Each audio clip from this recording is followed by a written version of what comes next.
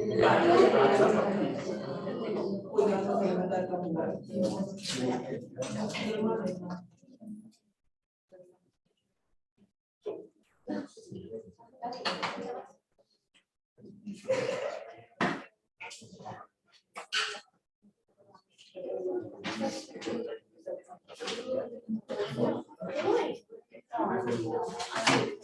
muchachos, vamos a seguir como por el tema de la presentación, pues como contarles qué es el diagnóstico financiero, los usuarios. Ay, no me digas qué pecado. No me digas.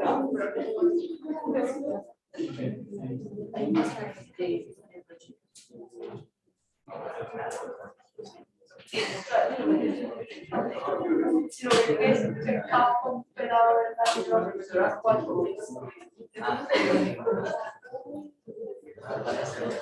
Porque hoy.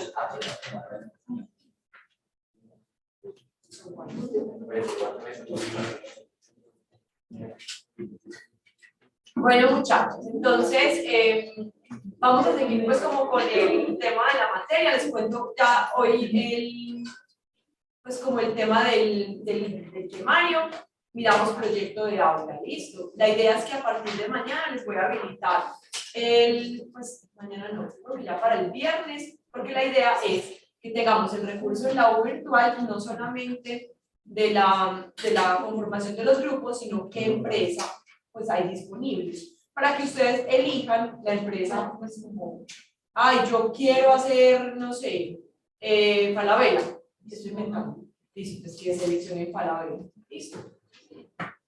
Muy bien, en la clase pasada, permítanme, yo miro si estoy compartiendo. En la clase pasada nosotros logramos avanzar en el concepto de finanzas y lo que representaba pues las finanzas corporativas. ¿Listo? Hoy nos vamos a dedicar en el diagnóstico. ¿Qué es el diagnóstico financiero? Y ahí vamos a entender que es un proceso que va más allá de calcular indicadores financieros. ¿Listo? O sea, no es solo calcular la razón corriente, una rotación de inventarios y demás, sino que eso tiene que estar articulado como con el entorno de los negocios. Esta parte, lo que les voy a hablar hoy para los industriales, pues como hay una parte que es cualitativa, que se amplía en planeación financiera. Para los financieros se amplía en gestión estratégica. Pero acá, digamos que nos toca hacerles como un abrebocas para que el análisis tenga un contexto. Entonces, lo primero es, vamos a definir qué vamos a entender nosotros de ahora en adelante por se llama diagnóstico financiero, análisis financiero, análisis de estados financieros, en fin. Entonces, de acuerdo con Baena, que además es uno de los textos pues, que yo recomiendo, porque es un libro que es como concreto, que va para el vino vino, y es muy gráfico. Entonces, pues yo soy muy visual, entonces para mí ha sido como súper bueno que los esquemas, no sé qué, porque se le van quedando como más en la cabeza. Entonces, de acuerdo con Baena, el diagnóstico financiero se va a entender como un proceso que implica recopilar información. Y ya vamos a ver que esa recopilación va a ser de información de corte cualitativo y cuantitativo. ¿Listo? Cualitativo es que cuando a mí me ponen a estudiar, pues a diagnosticar una empresa, yo necesito saber elementos básicos como qué mercados atiende, o sea, dónde tiene presencia esta compañía, solamente en Colombia o es una compañía que tiene presencia en más países. También me gustaría saber, por ejemplo, quiénes son sus clientes, a quién le venden, quiénes son los proveedores. Me interesará saber muchísimo con quién compite. Me interesa saber, por ejemplo, cuáles unidades de negocios tienen, cuáles segmentos de productos tienen. Todo eso es como el insumo básico que yo voy a necesitar para poder interpretar estados financieros. Y ustedes me dirán, pero ¿y eso para qué me sirve? Me sirve porque les voy a poner un ejemplo. Hace algunos años estuvimos analizando una empresa de la industria vitivinícola. La industria vitivinícola es la que se encarga, algunas tienen viñedos, pero en general lo que hacen es que finalizan su proceso con la producción de vino. Y cuando uno calculaba la rotación de inventarios, los textos le dicen a uno que la rotación de inventarios tiene que ser lo más rápida posible. Claro, porque la rotación de inventarios es un indicador que mide qué tanta velocidad tiene la compañía para vender los inventarios. Entonces, ¿uno qué espera? Pues que no los venda como antier, no, o sea, rapidito. Listo, estas compañías pueden tener rotaciones de inventario de 1000 días. Y recuerdo mucho que la persona, el grupo que le tocó pues analizarlos, llegó a la oficina súper así, asustado. Profe, yo creo que tengo ese indicador malo. 1000 días, 1000 días, se demora 1000 días en vender un vino. Y hasta poquito no, porque debemos recordar que el vino entre más añejo es mucho mejor e incluso es mucho más caro, ¿cierto? Entonces fíjense que yo sí necesito saber cuál es el tipo de negocio para poder no escandalizarme con ese tipo de indicadores. Y por eso en esta materia hay una cosa que es súper incómoda. Y es, profe, ¿cuál es la rotación de inventarios ideal? ¿Cuál va a ser mi respuesta? Depende. O varía. Depende. Profe, ¿cuál es el margen operativo ideal? Depende. ¿Cuál es la variación de ventas ideal? Depende. Entonces es una respuesta como muy cachucha, pues porque uno quisiera que le dijeran la receta. La rotación de inventarios en 30 días, la de proveedores no sé cuántos días y la de cartera no sé cuántos días. Pero acá no podemos hacer eso porque yo necesito saber en qué negocio se está moviendo pues para poder saber si los indicadores están malos o definitivamente responden a la especificidad del negocio. Entonces, vamos a recopilar información quali y quanti. La vamos a interpretar ambas y las vamos a comparar. ¿Contra qué lo vamos a comparar? ¿Uno con qué se compara? Uno se compara con su par, con su competidor. Entonces yo empiezo a decir a vos cómo te va y a mí cómo me va. Entonces yo digo, miren, mi rotación son 1000 días, pero este no, en 900. Yo empiezo a decir, ¿y este qué hace? Listo. O mi margen operativo, que es cuánta utilidad operativa recibo por cada 100 pesos que vendo. El mío es de 30 y el de él es de 35. Entonces yo empiezo a decir, empiezo a desesperar, él está vendiendo más, o tiene una estructura de costos mucho más eficiente. ¿Qué hace mi competidor? Entonces, yo me comparo con mis competidores. También me comparo contra mi pasado. O sea, cómo viene mi negocio para yo saber si voy mejorando o desmejorando los indicadores. Y me comparo contra los indicadores meta o los indicadores objetivo del negocio. Todas las organizaciones definen un presupuesto que usualmente se entrega a la junta directiva como entre septiembre y octubre para que lo analicen, lo reorganicen y en diciembre pues esté aprobado. ¿Listo? En ese momento hay los indicadores esperados. Entonces, cuando yo hago el análisis financiero del siguiente año, ¿contra qué lo voy a comparar? Contra esos indicadores esperados, para saber si estoy cumpliendo con lo prometido o definitivamente una desviación positiva o negativa. ¿Listo?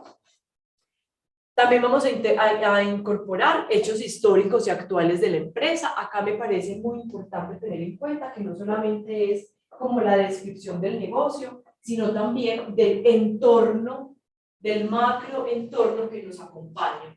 Y ahí vale la pena como destacar esos hechos históricos y actuales, porque también podrían darme ideas del por qué algunas compañías tienen unos indicadores menos favorecidos que otros. Les voy a poner unos ejemplos. Imagínense que la rentabilidad de la inversión era del 15%. ¿Eso qué significa? Yo había invertido 100 pesos y que de esa inversión me había ganado 15. ¿Listo? Eso es lo que significa que mi rentabilidad sea del 15. Pero resulta que a mí me dio por abrir un nuevo punto de venta. Esas inversiones, entonces, ¿yo qué espero? Espero que me traigan más ventas. Pero la pregunta es, la gente está esperando a que yo llegue con el nuevo punto de venta para entrar. Eso es lo que siempre ocurre. No. Yo les voy a poner un ejemplo más puntual aún. Donde yo vivo, pues que además, dicho sea de paso, más o menos como por allá llegando al santuario de las Lajas en Pasto, donde yo vivo hicieron un mall.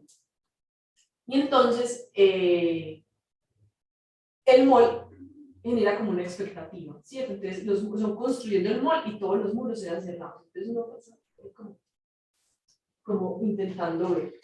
Un día quitaron los muros. Entonces ya empezaron a verse como las marcas. Entonces ya sabemos que van a poner un Nutrimarket, que van a poner una farmacia Pasteur, ya sabemos que pusieron un ARA, y que hay como otros negocios, uno de espejos, y hay unos dos que le estamos echando el ojo. Uno es de café, listo, y el otro es de unos rollos de canela y se llama como repostería fina, listo. Yo no sé, desconozco si esos negocios tengan otras sedes, voy a suponer que sí, listo. La gente está, o sea, miren, estamos ansiosos, pues, o sea, pasamos, miramos, entonces empezaron a poner como las cositas. Pregunta, ¿la gente está pendiente ahí todos los días esperando a que le abran la puerta para poder entrar y comer? No. Y estos negocios, por ejemplo, a mi modo de ver, han cometido un error. El sábado cierran como a las 4 de la tarde. Pues es la hora en la que uno va a tardear. No. Entonces el sábado, donde yo vivo, muy cerquita, viven mis papás y mis suegros. Estamos así como en una noche. Entonces mis papás me llamaron y me dijeron, oíste, ¿por qué no nos vamos para el mall? Nosotros vimos que en la semana terminaron de montar el cafecito. ¿Será que nos vamos a tomar un cafecito y a probar? Ah, bueno, dale. Justo en ese momento pasaba pues mi hermana y nos llamó y nos dijo, abortado pues no podemos ir a tardear porque ya lo cerraron. Yo les decía, pero ese negocio tiene varios errores. Lo primero era que tenía que haber hecho una campaña de expectativa. No, pues como informar qué es lo que van a vender, decir cuándo van a abrir. Pero venga, no cierren a las 4 de la tarde, que es cuando uno sale o se toma la cuesta, y los domingos no abren. Están destinados al fracaso. Pues yo espero que no. Yo espero que sea temporal. Y por ejemplo, el de rollitos de canela lo he podido arrancar. Entonces, el último que llega, pues va a llegar cogido, pues porque ya, si llega primero, el que llega primero en esta llega golpeado 2 veces, pues golpea más fuerte. Pero este no, y tiene un competidor fuerte que es el del café. Listo. Si lo supieran aprovechar. Si yo tuviera ese contexto, ya se los planteé, ya saben que tiene pros y contras. Si esos dos negocios tuvieran otra sede, es posible que la rentabilidad de esos negocios a hoy se vea muy afectada. ¿Por qué? Porque hicieron unas inversiones para poder adecuar los locales y han tenido de retribución mayores ventas. En principio no, ¿cierto? Porque el mall todavía no está operando al 100%. Entonces, fíjense que esos hechos históricos del negocio o los actuales también pueden llegar a explicar ese comportamiento de los indicadores financieros.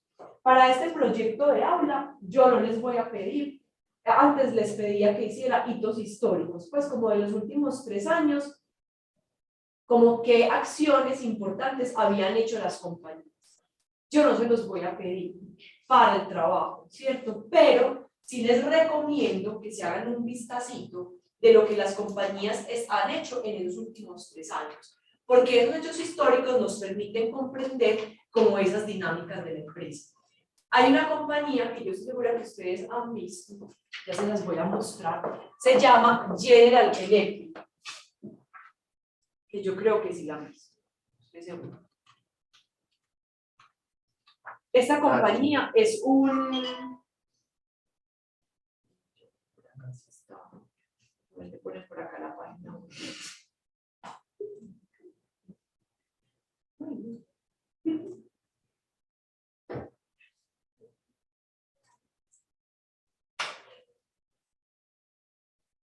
Ese es un conglomerado. Un conglomerado es una compañía que tiene varios negocios, como si la agrupara varias empresas. Cuando una compañía llega a ese tipo de, pues como de crecimiento, entonces se llama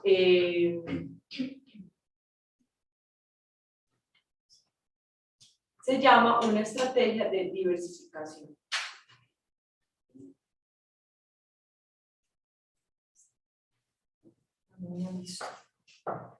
Entonces, miren, esta era una compañía, como ya les he dicho, se ha diversificado. Entiéndase por diversificación la capacidad que tienen los negocios de invertir en negocios que pueden estar o no relacionados con su negocio inicial. O la diversificación en sentido estricto es mucho más robusta que ampliar el portafolio de productos. Una cosa es, yo vendo termos y también voy a vender loncheras y voy a vender pues, las copitas para el almuerzo. Eso es una cosa. Y otra cosa es cuando yo digo, tengo un negocio de loncheras, tengo un negocio de zapatos, tengo un negocio de restaurantes. Listo. Ahí ya el negocio se amplía y a eso se le llama diversificación. Para llegar a una estrategia de ese corte, las compañías, digamos que deben transitar por unas estrategias que les permitan ir creciendo el negocio sin asumir tanto riesgo. Esta compañía, por su nivel de crecimiento, se considera ya como una compañía altamente diversificada y ya se conoce como si fuera un conglomerado. Entonces, ¿ellos qué tienen? Voy a abrirles algunos negocios. Tienen, por ejemplo, el negocio aeroespacial. ¿Listo? Vamos a ver si aquí nos aparece como... Sí, por acá. Listo. Entonces, por ejemplo, es más como de la...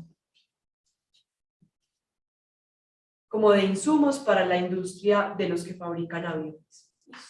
También tienen energías renovables. Es que es muy...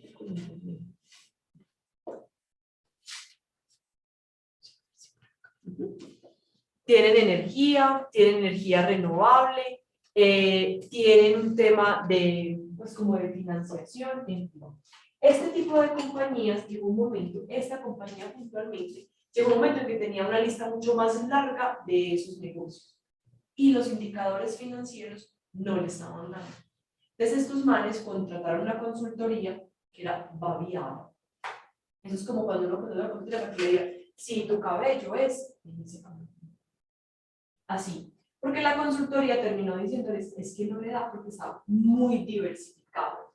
Y al estar diversificado, ellos estaban concentrando muchos esfuerzos en algunos negocios en los que ni siquiera tenían tanta participación. Entonces la consultoría lo que les dijo fue, venga, usted lo que tiene que hacer es concentrarse en aquellos negocios en los que ya es reconocido, tiene mayor tipo de experiencia, tiene ciertas ventajas que le facilitan elaborar, pues, como, pues ofrecer bienes y servicios. Entonces, fíjense que una compañía que era ampliamente diversificada quedó, pues sigue siendo diversificada, pero no tanto, se empezó a concentrar en unos negocios estratégicos. ¿Y quién me da esa idea? Me la da el análisis financiero. ¿Listo? Muy bien, ese diagnóstico financiero adicional implica unas etapas. Las vamos a ir como explicando uno a uno. El primero es el análisis estratégico. Aquí pues voy a pasarlo con cierta agilidad porque es básicamente lo que les he venido diciendo, pero ya con los títulos. El análisis estratégico implica conocer perfectamente el entorno competitivo del negocio. Y ahora pues les voy a explicar lo que es ese entorno competitivo. Y a partir de eso comprender cuáles son las oportunidades y las amenazas que tiene que enfrentar la compañía, así como que tiene dentro de su estructura interna para poder tener una ventaja competitiva. Ese análisis estratégico es el que les mencionaba ahora. Yo necesito saber con quién compito, quiénes son mis clientes, quiénes son mis proveedores, pero también, y esto yo no les he tocado, ahora les dije, yo necesito saber quién es pues cuál es mi entorno grande, mi macro entorno. Y ahí es donde aparece, por ejemplo, el gobierno de turno. ¿Hay decisiones del gobierno de turno que afectan mis indicadores financieros? Sí, claro, claro. Listo. Y ahí está el gobierno, que es un factor político, están los indicadores económicos, están los aspectos sociales, culturales, demográficos, la forma como ustedes creen, cómo viven. Por ejemplo, alce la mano el que quiere tener más de 3 hijos. Un hijo. Miren cómo ha cambiado. Si yo hubiese hecho esta pregunta y yo la hacía, hace por ahí unos 3 años nadie alzaba la mano. Entonces aquí ahí uno empieza a visualizar unos cambios, ¿cierto? Pues 3, profe, no. De pronto uno. Y eso hablando pues de un hijo humano, que quede claro, ¿cierto? Entonces, fíjense, ahí te estoy diciendo que culturalmente nosotros hemos venido cambiando. Entonces, si nos devolvemos a la época de nuestras abuelas, eran familias que tenían 6, 7, 10, 20 hijos. Llegamos a una etapa en la que tenían 4, 3, y ahora, entonces, si acaso, 1. Pues, y eso. ¿Listo? De pronto, uno se mide con 2, pero 3 ya da más pimpín. ¿Listo? Bien, esta es una pregunta que no, es simplemente para que entendamos lo cultural. ¿Quiénes van a misa cada 8 días los domingos?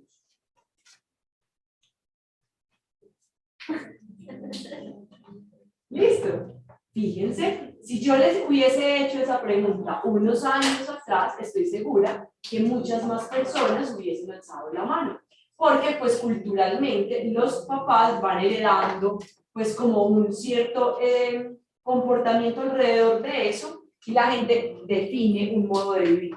Eso social que les acabo de mencionar, social, cultural, religioso, nuestras creencias también van definiendo la manera en que van desarrollándose los negocios. Por ejemplo, como no van a misa, no sé si han visto, pero entonces cuando uno iba a misa, era muy típico que, por ejemplo, en los parques hubiese muchos negocios, o por ejemplo en Sabaneta, que es un santuario, era muy común que hubiera muchos negocios de lechitas, anticos, no sé.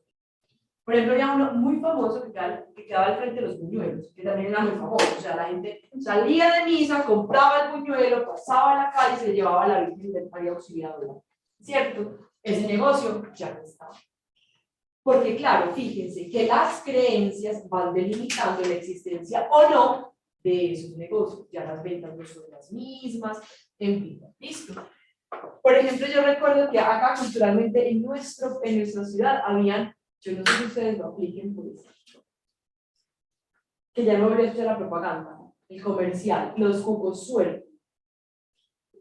No, ay, nunca les tocó, cosa más linda, y yo les cuento. Los jugos suerte era un local que quedaba en el centro. ¿Qué?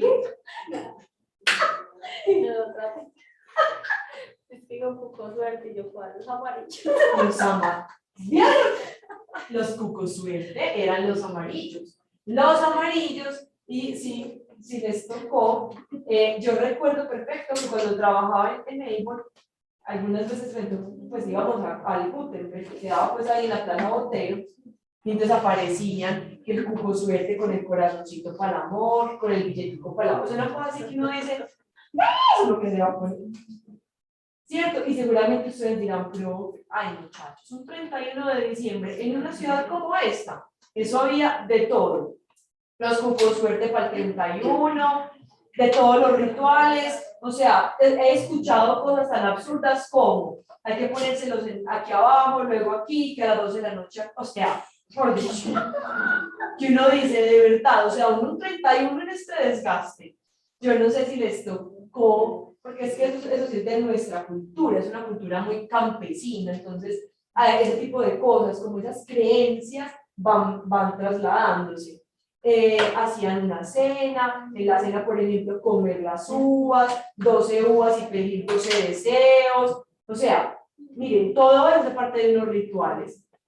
Listo, todo eso está en este análisis estratégico. Profe, eso lo necesito saber. Sí, sí, porque todo eso condiciona la manera en que se desarrollan los negocios. Y enseguida les voy a hacer un zoom a eso. Lo voy a hacer en un Word para que nos vaya quedando como el documento para guardarlo. Listo.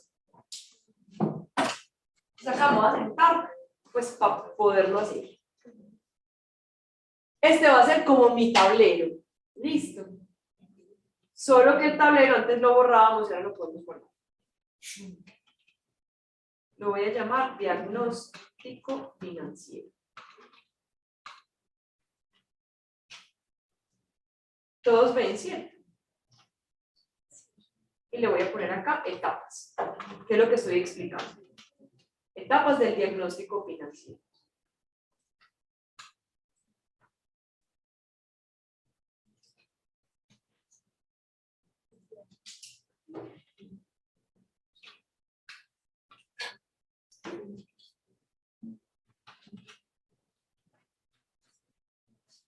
Listo. La primera etapa de la que les estoy hablando, y que esto pues no aparece ahí en el documento, pues en la presentación es esta. El análisis estratégico. El análisis estratégico lo voy a hacer en una gráfica.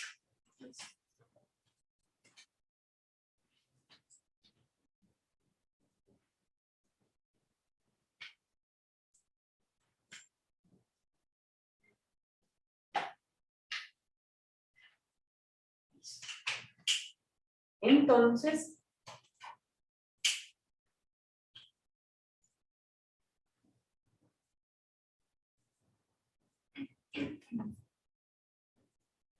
listo, muchachos. Esto que les voy a poner aquí afuera, lo voy a llamar el macroentorno.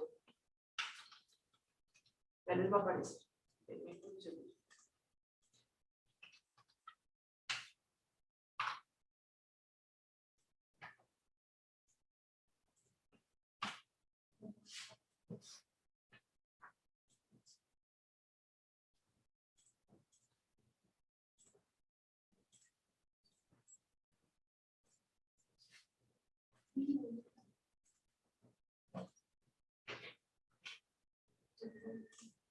Listo.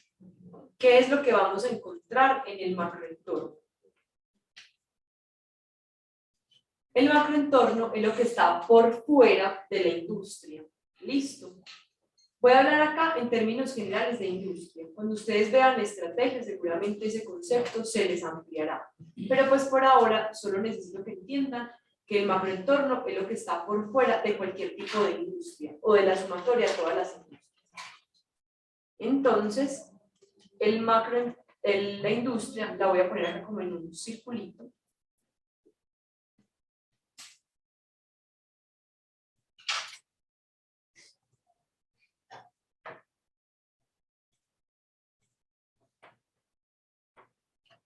Este que está acá, entonces va a ser la industria. O el entorno competitivo.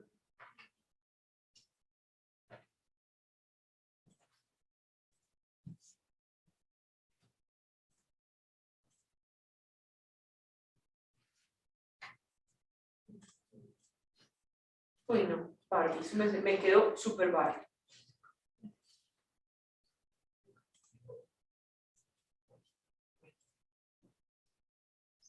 Listo. Entonces, una cosa es el macroentorno y otra cosa es el entorno competitivo. Entonces, antes de explicarles el de afuera, pues les voy a explicar lo que hay adentro. ¿Listo?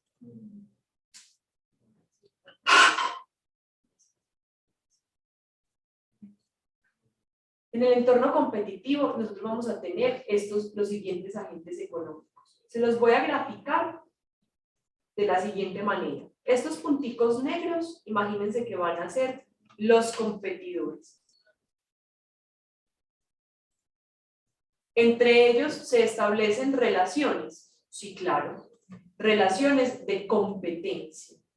Y esas relaciones de competencia pueden ser, dependiendo de los entornos, muy tranquilas o pueden ser muy complejas. No siempre son complejas, no necesariamente. Para que lo tengan pues en cuenta. Hay unos entornos mucho más tranquilos que otros. Y pues voy a poner varios ejemplos. Hay un texto, pues un libro, si les gusta no la literatura, sino como esos textos se llaman como los más vendidos, los best. Hay uno que se llama La estrategia del océano azul. Y en esa estrategia lo que relatan es que uno debería estar en entornos donde esta relación no sea tan compleja. Yo les voy a poner un ejemplo. ¿Han escuchado el Circo del Sol? Listo. El Circo del Sol es una de las empresas que se considera como un océano azul. Un océano azul en cristiano, el texto realmente a mí no me parece sorprendente, pero digamos que para uno entender como ciertas cosas, pues está como chévere, pues yo no diría que compren el libro, es un libro que te dice, vea, ¿cuáles son los entornos más complejos? Él divide el entorno competitivo entre océanos rojos y océanos azules. ¿Qué es un océano rojo? Son ese tipo de entornos donde hay productos o servicios ya muy conocidos, poco innovadores, como muy estándar en el mercado y que exigen que las empresas vivan en una alta rivalidad. Entonces, cuando una empresa saca una oferta, ¿qué hacen los competidores? Se quedan así como, que te vaya bien, suerte. No, ella saca la oferta y ¿yo qué hago? Reacciono y saco la oferta. Si nos ponemos a pensar en Colombia, donde hay océanos rojos, hay uno muy claro. La industria de los hipermercados, o sea, Jumbo y el Éxito. Cuando una saca el elefante, ¿qué hace la otra? Saca los banderines de colores y empezamos en días especiales Éxito y no sé qué. O al revés, cuando el Éxito saca las banderines, ¿qué hace Falabella? Saca ofertas, no sé qué, para llamar la atención de los otros. ¿Dónde más hay océanos rojos? Hay océanos rojos, por ejemplo, en este momento sobre todo en la industria de los automóviles, por el tema de los costos, por lo que hablamos la clase pasada.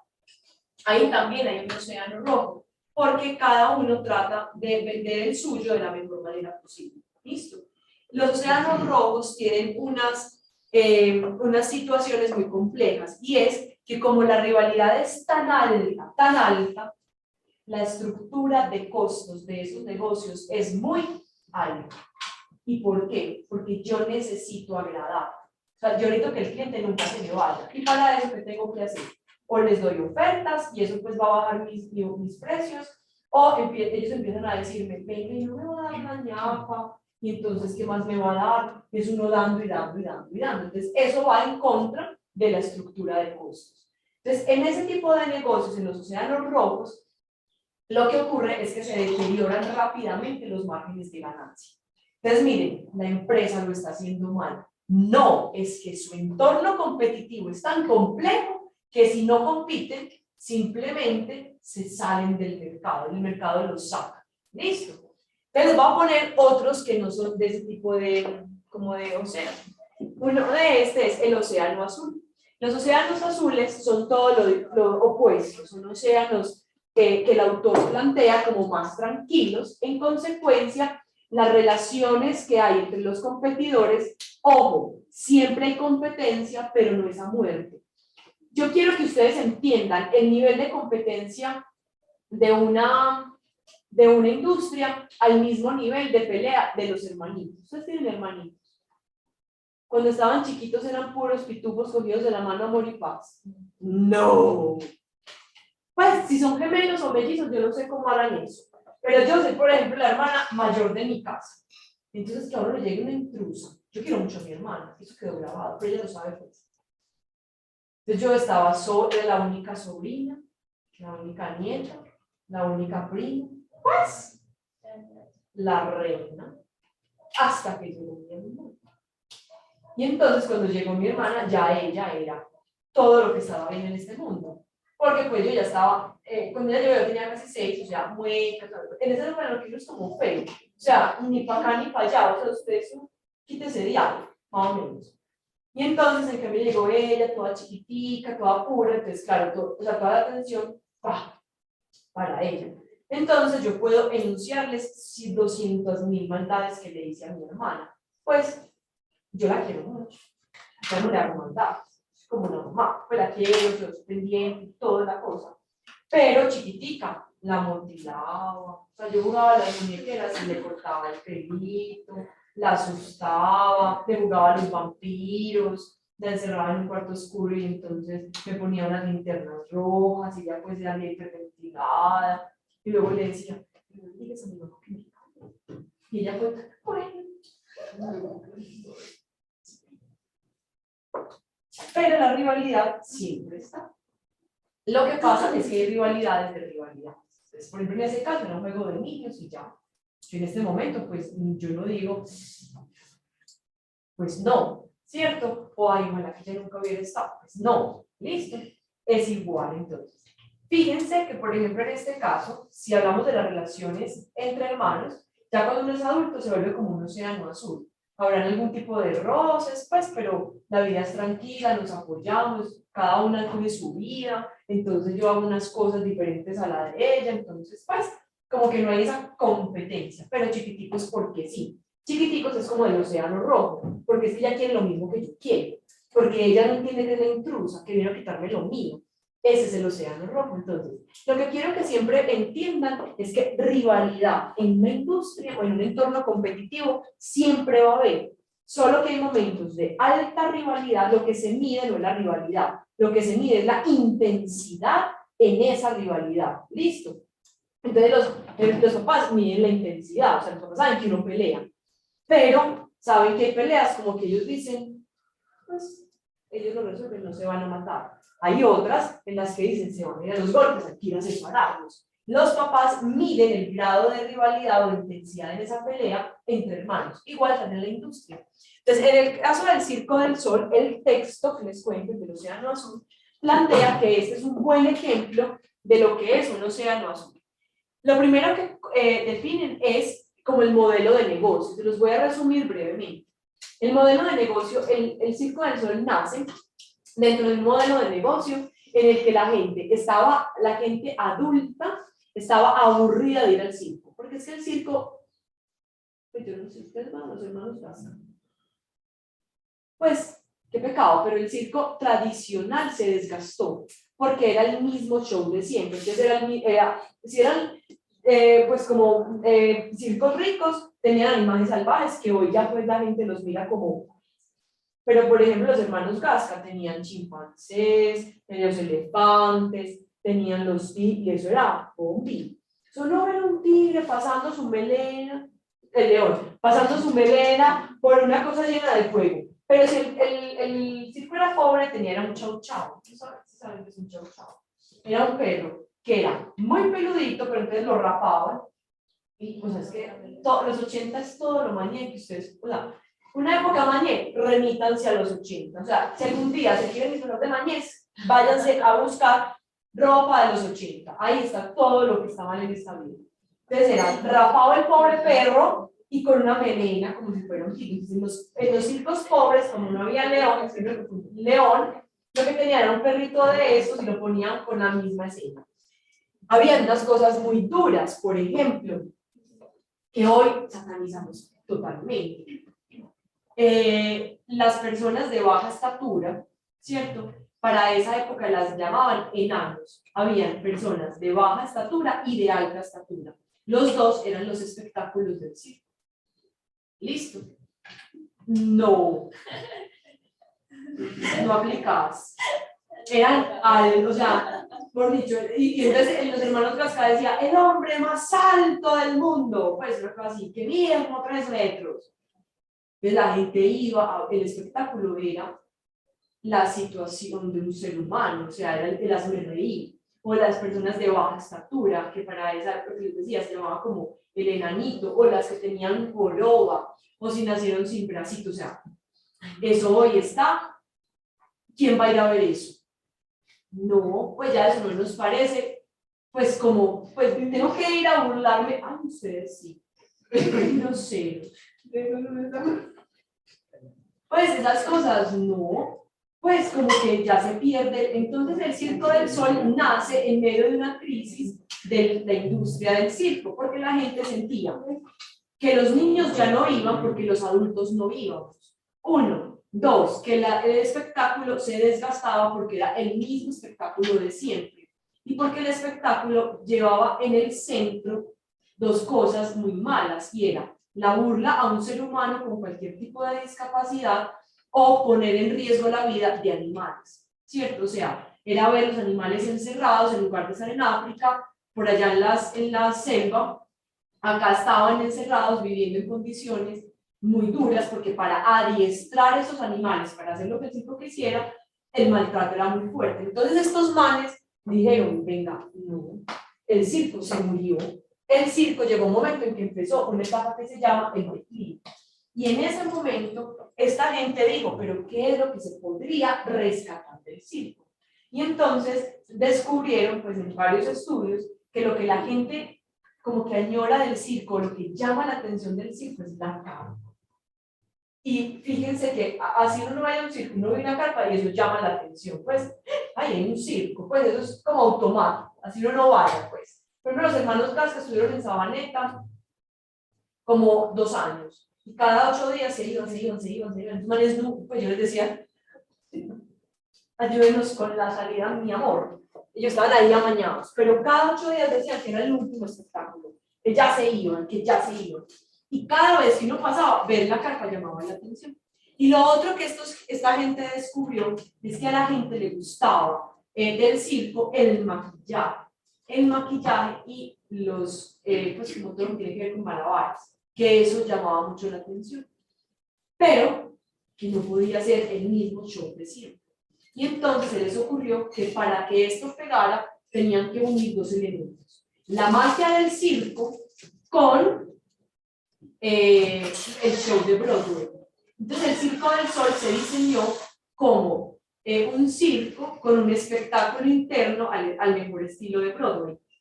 El Circo del Sol es para niños. O sea, yo llevaría a mi hija de 5 años a eso. Ella seguramente no entiende. Pues, como tributo a Soda Stereo, que va a ir Isabel, ella no va a entender, pues, no le va a llamar la atención. Es que no es un circo para niños, es un circo para adultos. ¿Cierto? Entonces, si ustedes acá los ven,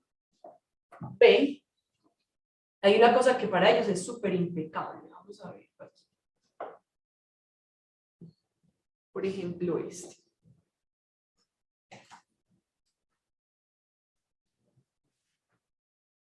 Lo que quiero que ustedes vean es que resalten como esos elementos claves de los que ellos hablan.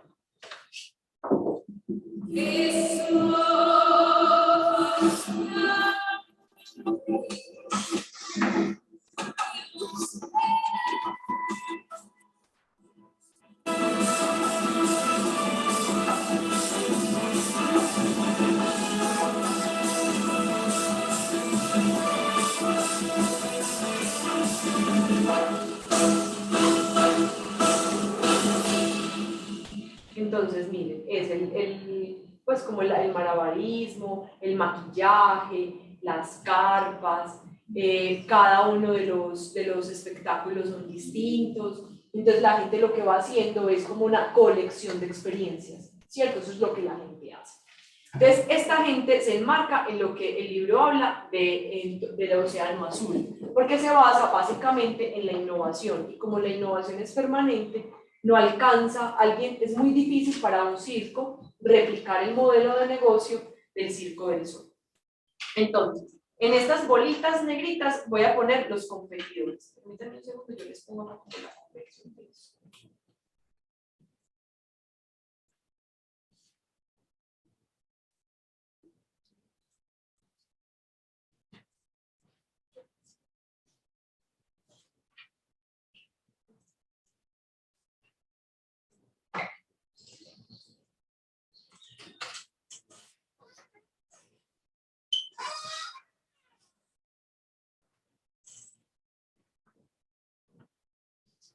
Entonces,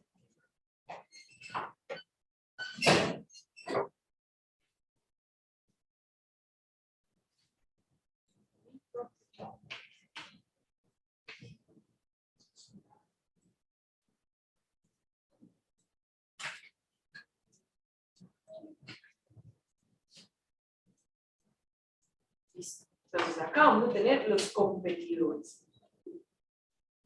Pero los competidores no son los únicos que están en este entorno competitivo. También aparece en escena otros que yo los voy a poner con otra denominación. ¿Listo?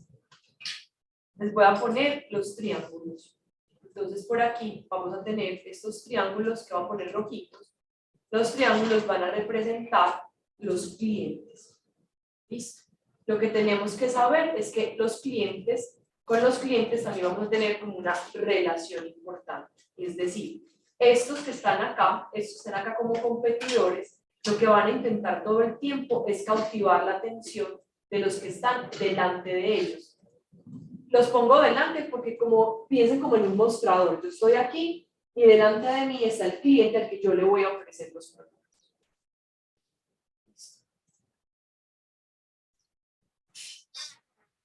Y con estos, entonces, todos van a también a tener que interactuar.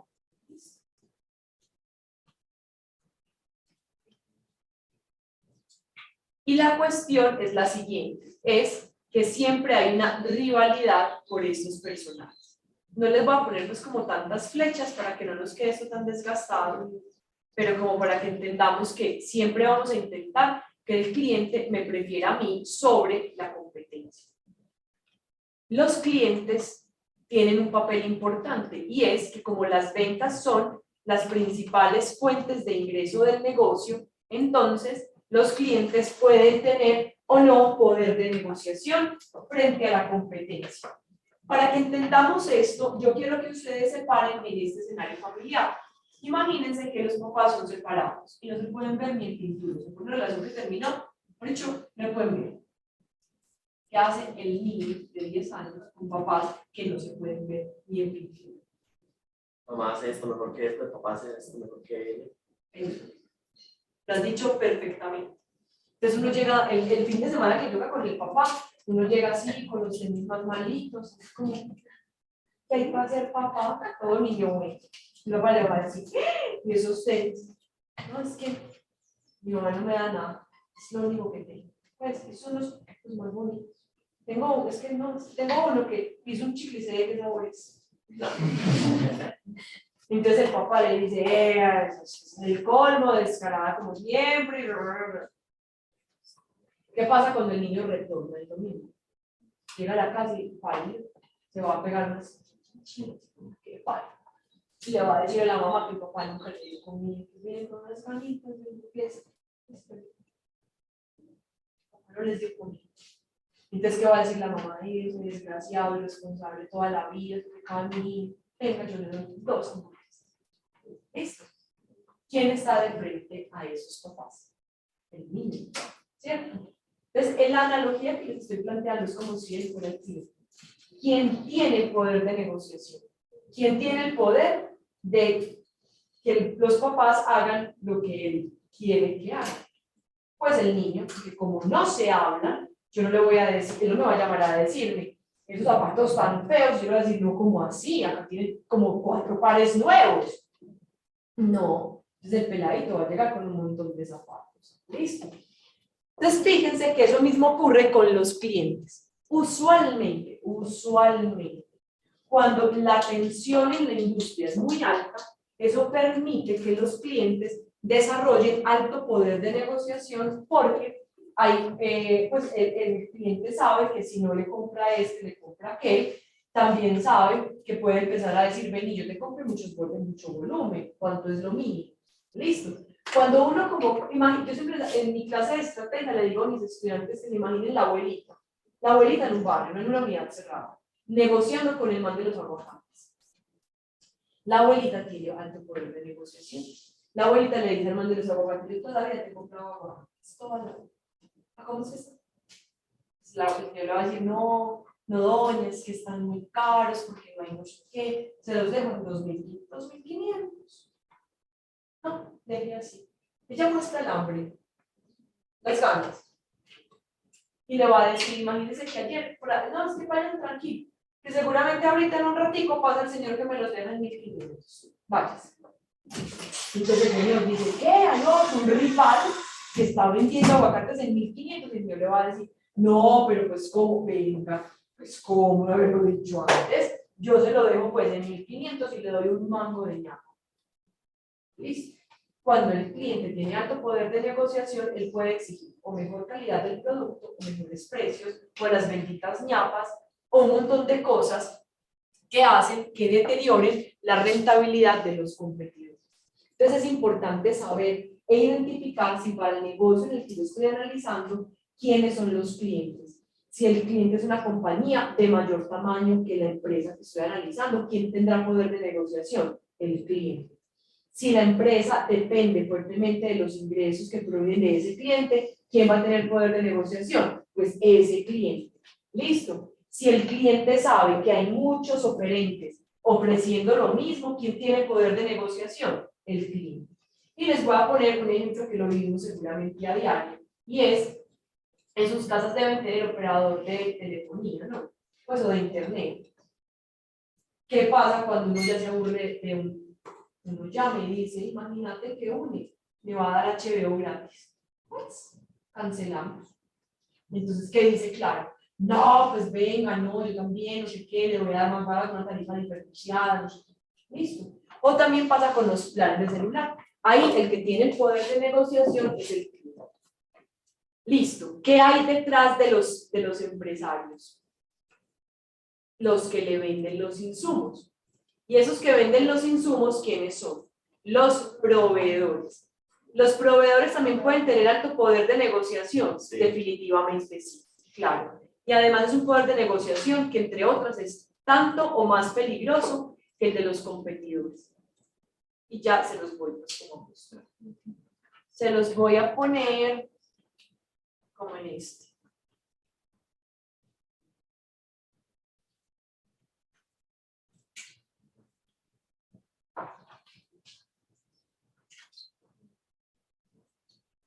Desde nuevo. También la relación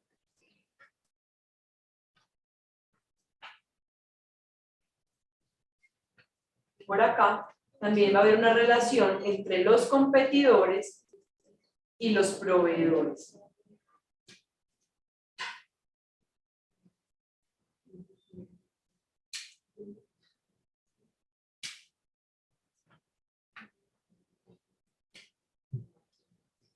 Muchachos, a mí me conviene que el proveedor que me vende algo muy específico también le venda a mi competidor. Sí. No. Listo. Muy bien, entonces en términos de estrategia, lo que vamos a tener es que así como con los clientes, los competidores van a tratar de capturar la atención de unos proveedores. El proveedor es crítico para un negocio, porque el proveedor, al venderme los insumos, él me puede también, si me vende insumos de mala calidad, ¿quién termina haciendo productos de mala calidad? Pues yo. Si el proveedor me vende productos muy costosos, eso eleva. Si yo le puedo trasladar eso al cliente vía precio, pues bueno, me salvé, pero si no, mi rentabilidad se deteriora. Y yo acá les voy a poner varios ejemplos, muchachos. Hay una compañía que se llama Silgan.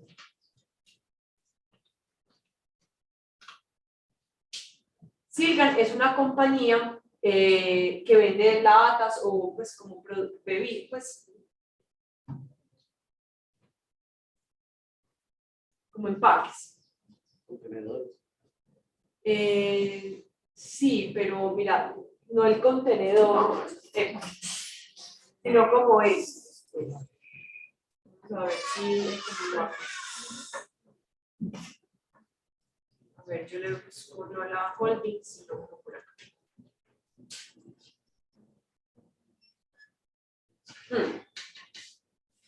Y acá sí lo podemos ver más fácilmente. Listo.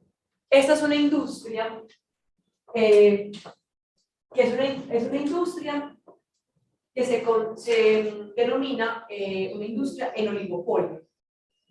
Si ya han visto temas de microeconomía, entenderán esto bien. Para los que no, se los voy a repasar. El oligopolio es una estructura de mercado que se caracteriza, entre otras cosas, porque tiene muy pocos competidores. ¿Listo? Y esos competidores tienen altas participaciones de mercado. Por lo tanto, el mercado está dominado por pocos oferentes. ¿Listo? El caso más extremo del oligopolio se llama monopolio, que es cuando hay un solo oferente vendiendo productos. ¿Listo? Hasta ahí vamos todos. Pues bien, esta es una industria que se concibe a nivel mundial como un oligopolio. Ojo, es importante que tengan en cuenta que los indicadores de concentración de la industria, para no catalogar que una industria sea un monopolio, oligopolio o una competencia perfecta o ese tipo de cosas, depende de la geografía. Es decir, puede ser monopolio en América, pero puede ser oligopolio a nivel mundial. ¿Listo?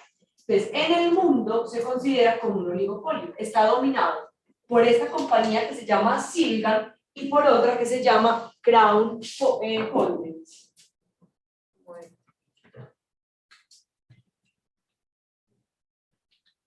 Esta. Pues es que miren que aparecen como, está Silgan, aparecen muy poquitas. Las más grandes son Silgan y Crown Holdings. Y miren, son los mismos productos, pues que las latas, que no sé qué. Contenedores para bebidas, para aerosoles y bueno. Lo mismo Ball Corporation. Entonces miren, que los competidores a nivel mundial son muy poquitos. Pero ve, en el centro, ve, los venden. Sí, claro. Es que una industria en oligopolio no significa que no haya pequeños productores. Pero yo les hago una pregunta. ¿Esos del hueco son capaces de venderle a Mondelez el volumen de latas que necesitan? Ya no. Listo. ¿A quién le va a comprar Mondelez? Le va a comprar, bueno, Nestlé. Según han escuchado más a Nestlé. ¿Quién le va a comprar las latas a Nestlé? ¿Quién se las va a vender? Perdón. Se las va a vender estas compañías, no el del hueco. Listo. Entonces siempre hay que entender que cuando es un oligopolio, uno ve unos dominantes, pueden estar adornados, y perdón la expresión que es así como despectiva, por pequeños productores, pero esos no tienen la capacidad de afectar ni el precio ni nada en el mercado. ¿Listo? Muy bien. Entonces, fíjense que si yo voy a montar una empresa que le compita a Nestlé, voy a tener problemas con el proveedor de las latas. Sí. Listo. Porque yo soy una muy chiquitica frente a estos competidores que a nivel mundial son tan grandes. ¿Listo? Razón por la cual en esa relación entre imagínense, Embutidos Ángela Gómez y Crown Holding o Silgan o Ball Corporation, ¿quiénes van a tener la relación de poder? ¿Yo o mis proveedores? Mis proveedores. ¿Listo? Ellos me van a decir, amiga, la lata a tal precio. Y yo le voy a decir, ¿y cuánto es lo menos? Linda, si no me compras sino como 10 laticas, mi amor. Pues no hay descuento por volumen, estoy exagerando, ¿cierto? ¿Qué pasa si en ese yo voy a analizar contenido? Pues yo voy a analizar embutidos Ángela Gómez. ¿Cómo será la estructura de costos de Ángela Gómez? Va a ser muy alta, porque el proveedor es el que le pone el precio. Y yo no tengo cómo entrar a negociar con poder. Hay una pelea que es muy bonita, pero pues se las voy a relatar rápidamente. Es entre el Grupo Éxito, que es muy grande, y Nestlé. Nestlé es el proveedor. Listo. Esos dos se agarraron. Eso es como una guerra de titanes. Pues, porque Ángela Gómez, o sea, imagínense, Embutidos Ángela Gómez y Silgan es algo así como David y Goliat, ¿cierto? Pero si fuera, no sé, Nestlé y Silgan, esa es una relación, pues, como de grande con grande. ¿Me logran entender? Lo mismo pasó con el Éxito. Entonces el Éxito peleó con Nestlé, porque las condiciones que pedía el Éxito como que no eran muy favorables, algo pasó ahí. Y entonces Nestlé dijo, ¿sabe qué? Ya no vuelvo a vender Nestlé en sus estanterías. Y el Éxito dijo, bueno, 2 días después, ¿qué le pasó al Éxito? Venga, no conversemos. Pues claro, porque en esa relación, ¿quién se termina perdiendo? ¿El Éxito o Nestlé? Nestlé sigue su vida, pero la gente va al Éxito, no ven su producto preferido de Nestlé, ¿a dónde se va? A Jumbo. ¿De dónde sos? ¿De acá? No sueno. No suena. Rayos. Dame un nombre de un hipermercado en tu país. Yo soy de Medellín. Sí. No sé por qué suena así. Me suena súper mexicano. Te puedes camuflar muy fácil. ¿No le suena muy mexicano? Ah, sí, ya lo conozco. Si no me suena, yo pensé que eras mexicano. Listo, entonces fíjense. Ahí hay 2 relaciones de poder, pero el proveedor es clave dentro de los negocios. Entonces, miren, este tipo de compañías hacen parte, pues, como de un oligopolio. Muy bien. La relación. Ah, bueno, esperen, yo les relato este que no se los puse.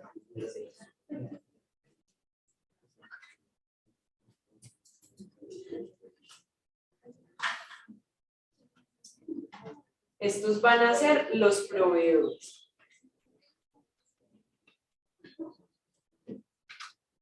Listo, muchachos. De acá, ¿qué tenemos que entender?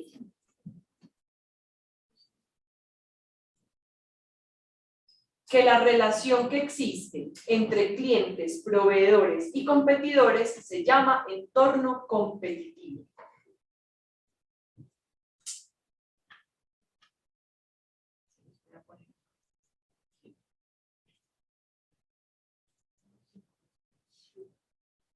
El entorno competitivo, pues,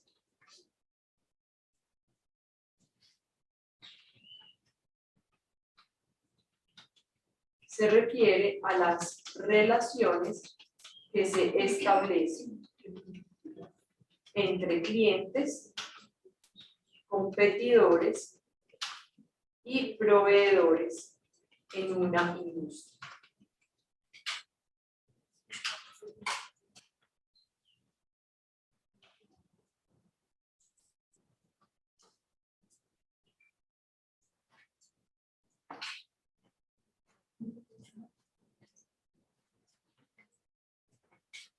Muy bien, pero ese entorno competitivo está afectado por otros elementos. Por ejemplo, está afectado por el macroentorno. ¿Qué hay en el macroentorno? En ese entorno va a estar los factores políticos.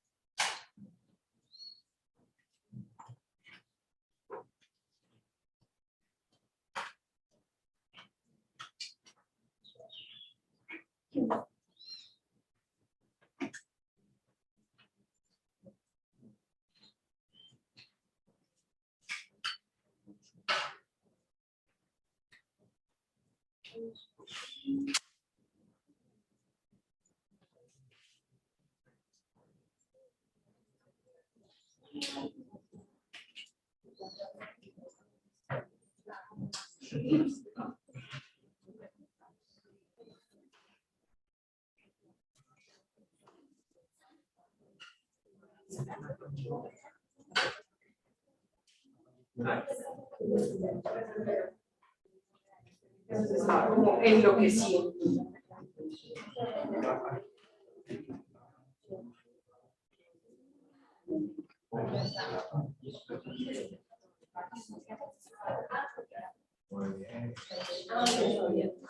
Listo. En el macroentorno, ¿qué vamos a encontrar? Vamos a encontrar los siguientes factores. Vamos a tener el factor político.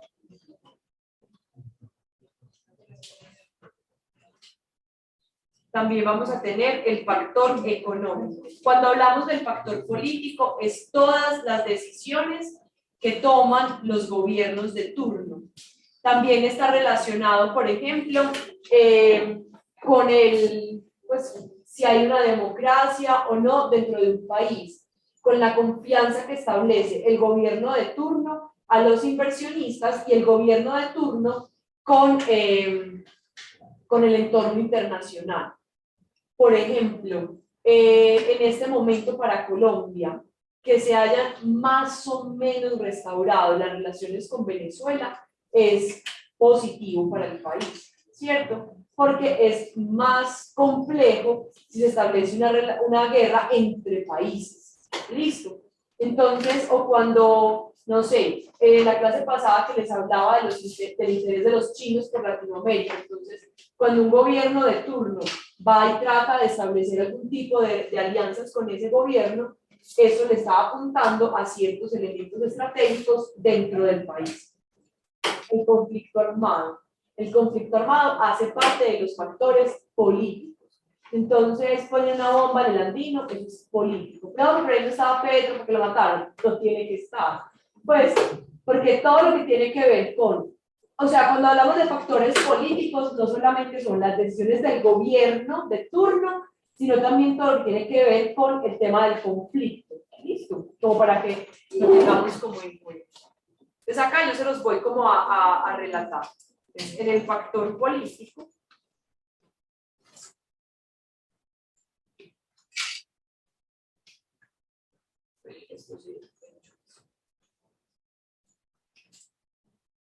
entonces están las decisiones del gobierno, el conflicto armado, la confianza frente al gobierno. ¿Qué más está ahí? Están las relaciones internacionales,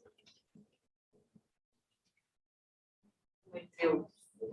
De cada uno les voy a hacer como mención de algunos elementos.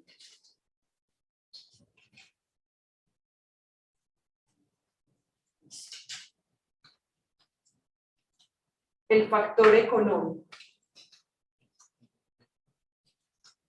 El factor económico, entonces, está relacionado con los ciclos económicos, el comportamiento de variables como la inflación, desempleo, tasa de interés, tasa de cambio,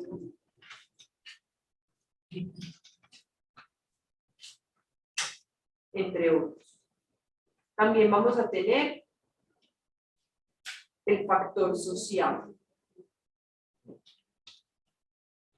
Social, cultural y demográfico.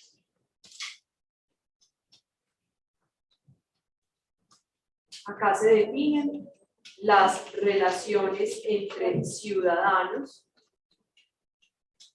la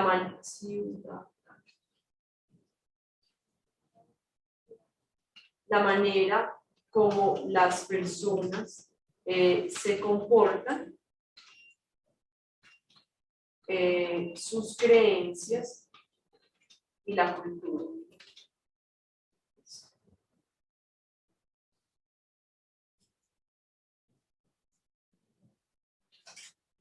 Está el factor tecnológico. En el factor tecnológico, entonces, tenemos todo lo asociado con procesos de investigación, desarrollo e innovación que se realizan por fuera de la empresa y de la industria y que los afecta. Por ejemplo, muchachos,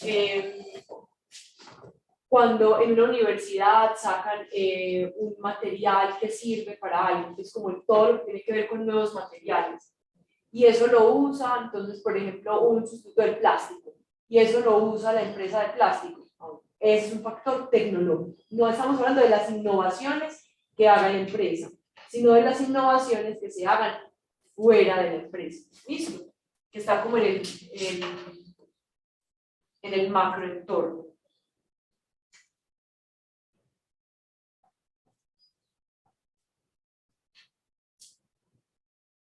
Está el factor ambiental.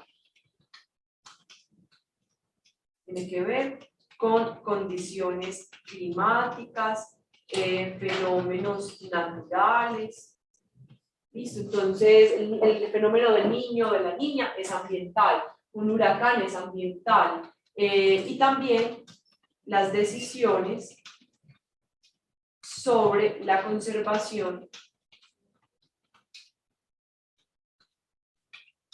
del medio ambiente. Por ejemplo, el calentamiento global es un factor ambiental. ¿Listo? Y por último está el factor legal.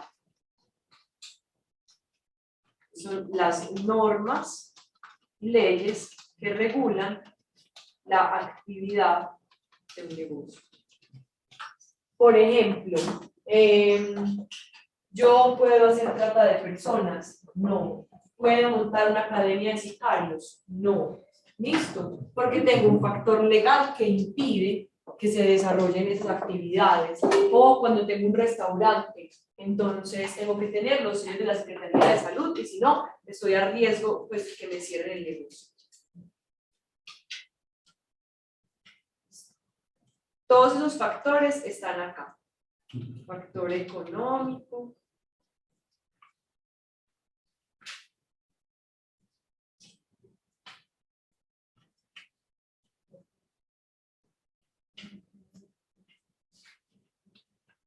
Social, cultural, demográfico.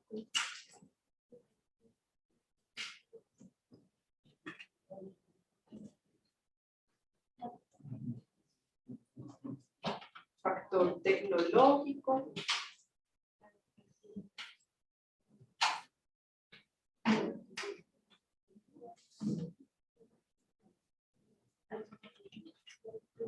Factor ambiental y por último, pues el factor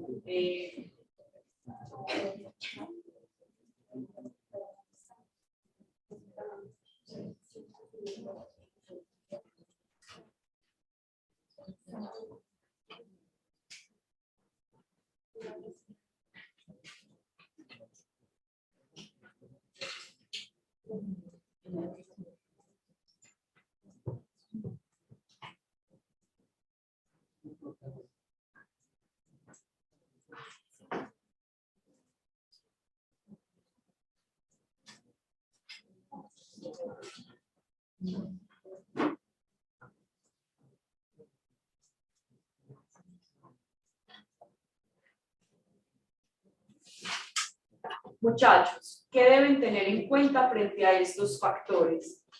Y es que estos factores afectan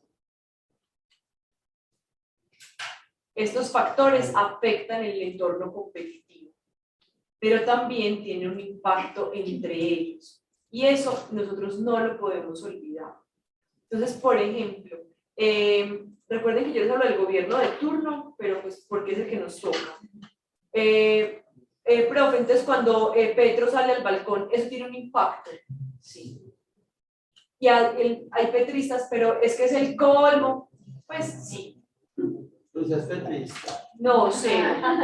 Ya les dije que no. ¿Usted por qué no vino el primer día? Claro. Ah, bueno, entonces no entiendo esa pregunta.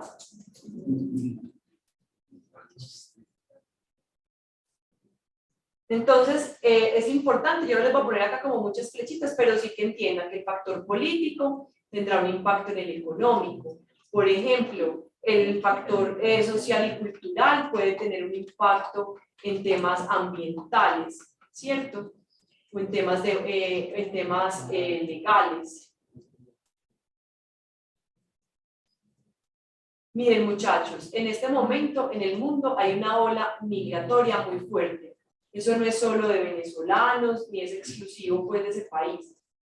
Porque el mundo tiene muchas guerras en este momento. Entonces, hay una cantidad de elementos a nivel demográfico que van a tener un impacto en términos legales, ¿cierto? E incluso en la manera en cómo desarrollamos los negocios. Por ejemplo, al margen de, es que me gusta que estén acá uno de los venezolanos, eso no está en discusión en este momento.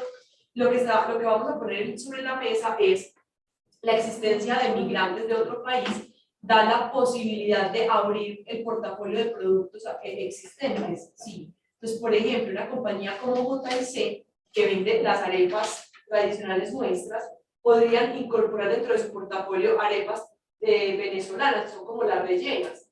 Sí, si acá tenemos un importante número de población de ese país, culturalmente podríamos impactar ese tipo de negocios. Y, por ejemplo, ¿qué ha pasado? Que ese movimiento demográfico ha tenido cambios a nivel tecnológico, a nivel legal, a nivel económico, ¿listo? E incluso a nivel social, porque a nosotros ya somos los que, a muchos colombianos les parece terrible que esté un venezolano en el país, ¿cierto? Cuando se nos olvida que en la crisis del 90 fuimos nosotros los que nos movíamos hacia Venezuela, ¿cierto? Entonces dirán que es como que el cargo, no sé qué. Digamos que no se trata de eso, pero sí de entender pues, como las dinámicas actuales. Muy bien, ese es el análisis estratégico. Para comprender parte de eso, vamos a mirar la República.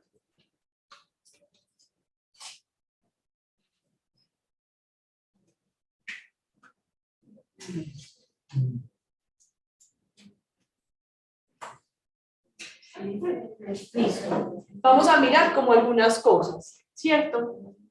Entonces, por ejemplo, acá, la FED, que es la Reserva Federal, o en cristiano el Banco Central Norteamericano, aumenta las tasas de interés hasta el 5.5% en julio, que es el nivel más alto en 22 años. Eso es un factor de qué corte: político, económico, social, demográfico, cultural, tecnológico. ¿Qué? Ese es económico. ¿Tiene impacto a nivel de los inversionistas? Sí. ¿Va a tener un impacto en el comportamiento del dólar, que es otra variable económica? Seguramente sí. ¿Listo?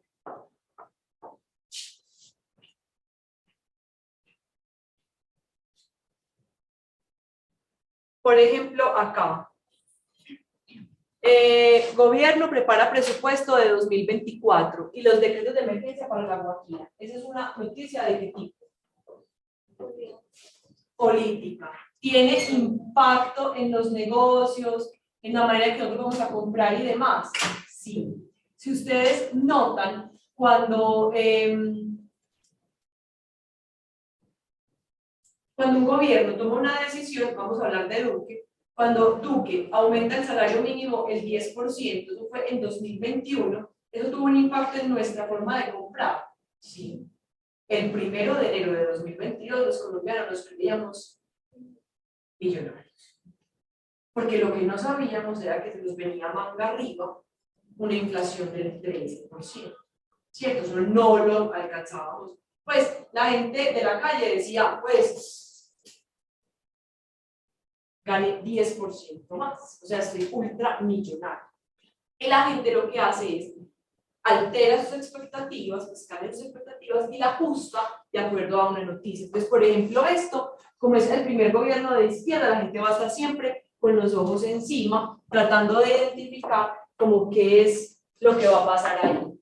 Cuando la gente decide, por ejemplo, cambiar sus ahora que están con el ecoturismo, esa es una noticia de carácter social, cultural y demográfico, porque depende de la manera como nosotros compramos.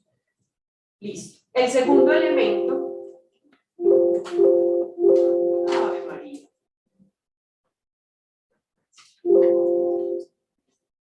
Vamos a hacer el análisis contable. El análisis contable, entonces siempre piensen que lo primero que hacemos es lo estratégico. Después nos vamos a recolectar y a procesar la información de corte contable. Esto implica obtener la información de los estados financieros de la compañía, tanto el estado de resultados como el estado de situación financiera. Entender las notas a los estados financieros, donde le dicen a uno si contrajeron deuda, con quién la contrajeron, a qué plazo, qué inversiones realizaron, cómo se hizo la depreciación y demás. Esto nos permite como entender las decisiones que ha tomado el negocio. ¿Listo? Yo acá en el archivo en Word, pues como para que nos vaya quedando completo, les voy a poner análisis estratégico, análisis contable. Entonces, esto representa el estudio de los recopilar y analizar los estados financieros de la empresa, estado de situación financiera y estado de resultados, y las notas a los estados financieros, de tal manera que se permite que se pueda comprender las decisiones del negocio.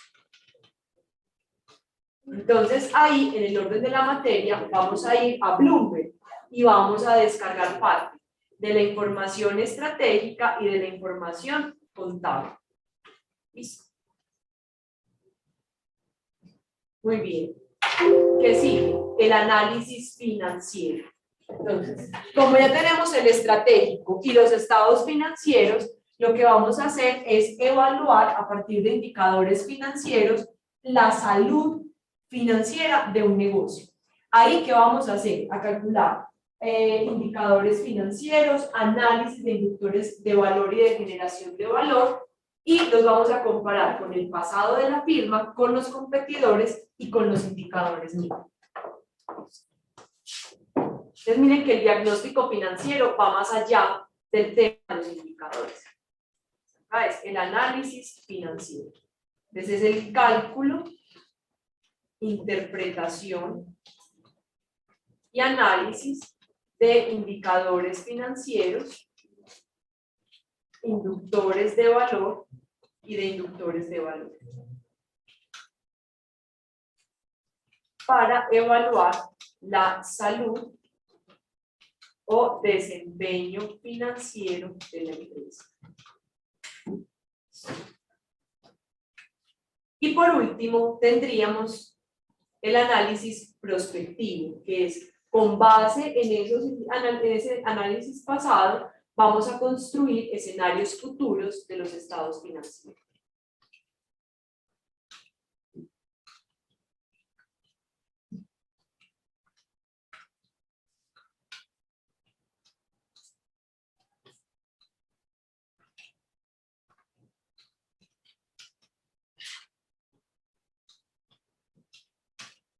A partir del análisis del pasado de la firma. Ah, se me olvidó ponerles acá cálculo, interpretación y análisis de indicadores financieros y de inductores de valor. Acá. En este análisis también se compara los indicadores. ¿Saben qué les va a incluir mejor acá? Cálculo, interpretación, comparación y análisis. Tenemos que colocar este. Listo. Entonces, nosotros en esta materia, ¿hasta dónde llegamos? Vamos a llegar hasta el análisis hasta el análisis financiero. Haríamos el estratégico, el contable y nos concentramos en el análisis financiero. Ahí es donde nos vamos a concentrar. Muchachos, esta parte, pues, lo que quiero es que como llegar al punto de quiénes van a usar esa información. Porque todo el tiempo pensamos que va a ser el gerente del negocio, no solamente él. El usuario del diagnóstico financiero, entregamos esto y le va a servir a los accionistas para tomar decisiones sobre el negocio. Obviamente a la junta directiva, recuerden que el accionista es como el jefe de los dueños. Y los accionistas nombran a una junta directiva para que tome decisiones que les beneficien. Entonces la junta directiva tomará eso para aprobar o no decisiones. También para la gerencia de la compañía, que un día aparecerá. Para los gerentes, para los proveedores y clientes, para los acreedores financieros, los bancos o los tenedores de bonos. También va a ser importante para el Estado y para los agentes de mercado como inversionistas y analistas. Es decir, esta información no es exclusiva para el financiero del negocio o para el gerente. Miren que los usuarios son mucho más amplios de lo que uno alcanza pues como a dimensionar. Por esa razón, cuando uno mira por una compañía que cotiza en bolsa, ellos tienen un capítulo que se llama Relación con el inversionista. Vamos a ver acá. Entonces acá lo que ellos aparecen es como los informes anuales, y en el informe anual, Annual Report,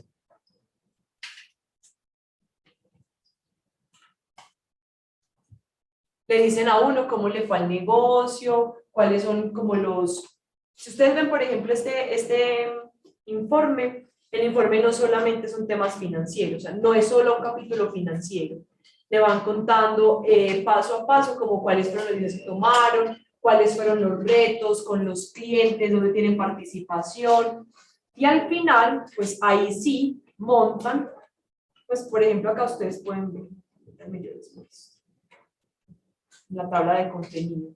Entonces, por ejemplo, les hablan de las operaciones por segmento, les hablan de los factores de riesgos, de análisis financieros, y ya empiezan pues como las notas de los estados financieros y los respectivos análisis.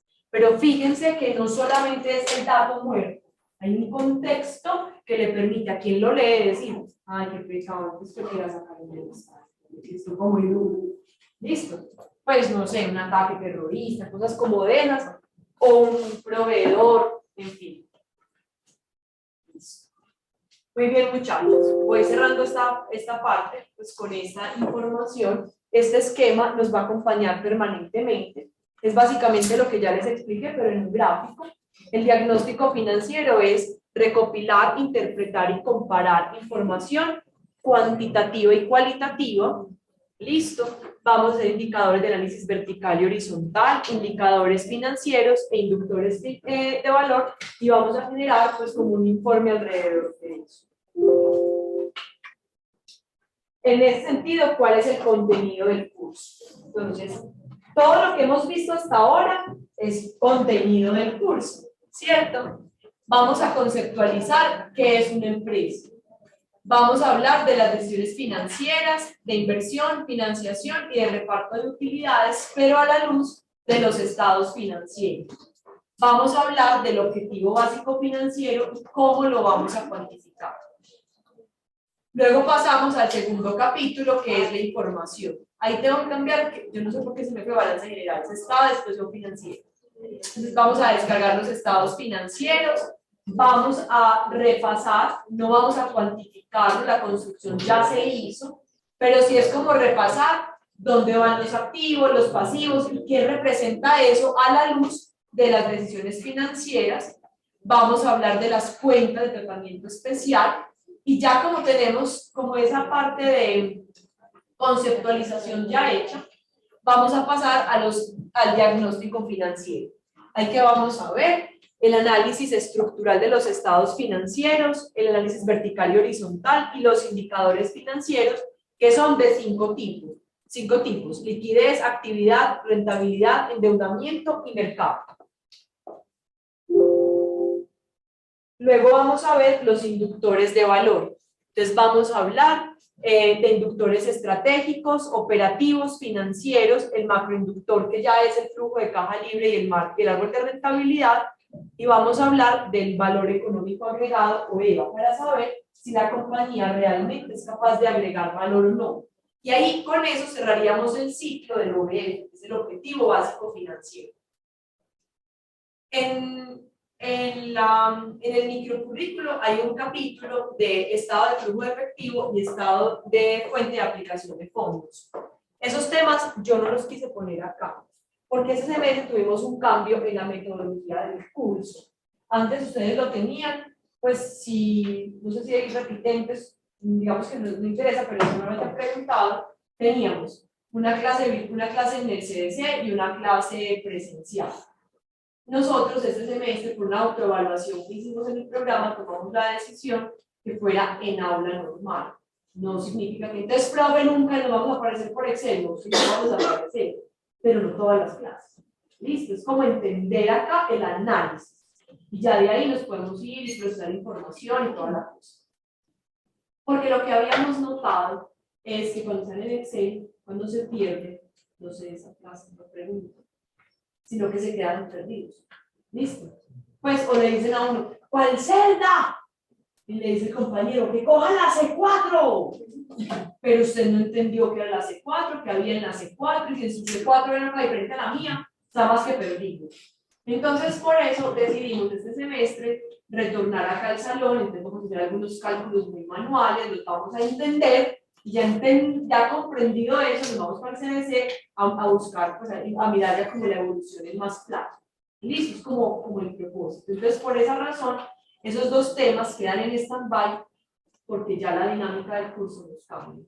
Listo. La evaluación, y ya pues con eso los libero. La evaluación del curso va a ser de la siguiente manera. Las fechas están ya en la U virtual. Entonces tenemos una primera actividad evaluativa que va a ser sobre conceptos de contabilidad, OBF y flujo de caja libre. lo vamos a hacer el 23 de agosto. De agosto, está en agosto. ¿Listo? Ya se los cambio. Muy bien. Tenemos un proyecto de aula que se entrega al final del semestre, que es el 27 de octubre. Sin embargo, pues yo no voy a esperar a que ustedes me lo entreguen en ese momento para tener una nota. Vamos a hacer unas entregas parciales. ¿Listo? La primera entrega la vamos a hacer el 1 de septiembre. Esa primera entrega es que tengamos descargados los estados financieros de la empresa y la descripción de la empresa. Pero la descripción no es vendemos latas para empacar comida. La descripción en el proyecto de aula, que si lo vemos en la primera parte de la próxima clase, es esto que les acabo de explicar. Cuáles son las oportunidades y amenazas de la compañía, cuáles son los clientes, proveedores, qué negocios atiende, qué países participa, o sea, como que ustedes entiendan que están analizando. ¿Listo? Sí, lo que va a haber es un recurso en la U virtual para que ustedes se coloquen ahí como grupo. Entonces ya ustedes miran la lista de empresas y son una, y ahí se mete su grupo. Está entre 3 o máximo 4. Más de 4 pues es una marcha campesina para este trabajo. ¿Listo? Muy bien. La segunda entrega parcial del proyecto de aula es el 29 de septiembre. En esa entrega parcial, ¿qué es lo que van a entregar? El archivo en Excel con los indicadores financieros calculados de los últimos 5 años de la empresa. Y los indicadores todos. Liquidez, pues todos. Muchachos, el plan es que sean todos, pero pues la idea no es atropellar el curso. Entonces, por ejemplo, hasta cierta fecha terminamos, no sé, rentabilidad, y ya nos toca la entrega, entonces entregan hasta rentabilidad. Listo, pues yo no les voy a decir a la maldita, no. Listo. Muy bien. Y eso lo hacemos el 29 de septiembre. Miren que hay como más o menos un mes entre cada entrega para que eso no nos coja pues como ventaja. Y ahí es cálculo y análisis de indicadores financieros. Y ya para el 27 de octubre, la idea es que ustedes entreguen las pues que vayan corrigiendo las entregas parciales. Y en esta última parte, ¿qué faltaría nuevo por entregar? Lo de inductores de valor. Listo, entonces miren que vamos como paso a paso, son 3 partes del proyecto de aula. La descripción de la empresa, los indicadores financieros y los inductores de valor. Muy bien, ¿qué otras actividades hay adicionales? Bueno, el proyecto de aula se sustenta y se sustenta acá en las clases. Tenemos para eso 2 clases, la del 30 de octubre y la del 1 de noviembre. Por eso la entrega del 27 es ese día o ese día, para que yo pueda tener tiempo de leer los informes y pues estar acá lista como para la sustentación. ¿Qué otras actividades tenemos? Tenemos un examen parcial de indicadores financieros que lo hacemos el 20 de septiembre y un taller de inductores de valor que lo hacemos el 18 de octubre. ¿Listo? Esta del 20 es individual. La del 18 podrá ser en parejas. Podrá, del verbo poder. Puede que sean parejas, como puede que no. ¿Listo? Eso lo vamos negociando en el campo. Pero la del parcial, pues la del indicadores, sí o sí, esa sí es individual, esa sí no tiene negociación. ¿Listo? ¿Dudas? Pero los porcentajes. Bueno, realmente los porcentajes, sí. Se los voy a dictar de acá porque seguro ya se cerró la sesión.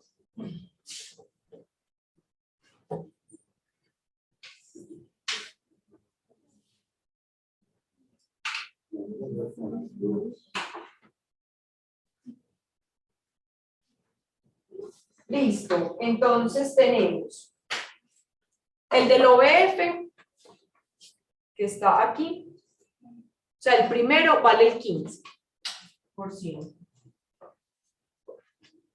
Listo. Los indicadores financieros valen 20. El examen de inductores de valor vale 20. Y el proyecto de aula vale 20. Listo. El proyecto es lo escrito más la sustentación, ¿sí? Y ya internamente tenemos la calificación de las de las entregas parciales, que se las configuro para que la puedan ver ahí como que cada porcentaje. ¿Listo? Todas, muchachos. No. Vayan en paz, no pequen más, nos vemos el lunes. Tengan un buen día. Chao, pues. Chao. Chao.